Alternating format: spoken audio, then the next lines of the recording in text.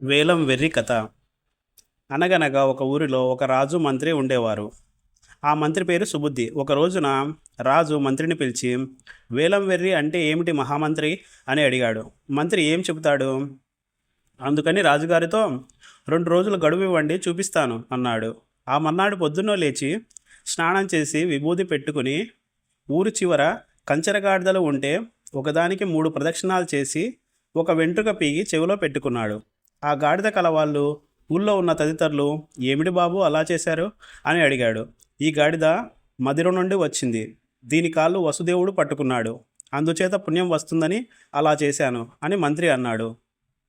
ఆ మాట విని ఊరంతా ఒక్కరొక్కరే వెళ్ళటం, 3 ప్రదక్షిణాలు చేసి దాని వెంట్రుక ఒకటి పీకి చెవిలో పెట్టుకోవటం మొదలుపెట్టారు.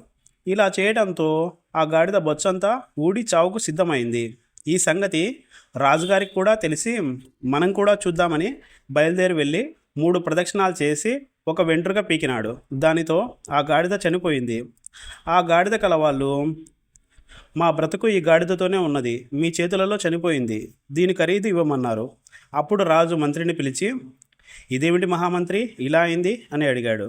అప్పుడు మంత్రి అన్నాడు కదా, మీరు వేలం వెర్రి అంటే ఏమిటని అడిగారు, దానికి నోటితో సమాధానం చెబితే మీకు నచ్చేది కాదు, అందుకని ప్రత్యక్షంగా చూపిస్తే తెలుస్తుందని ఇలా చేశాను అని అన్నాడు.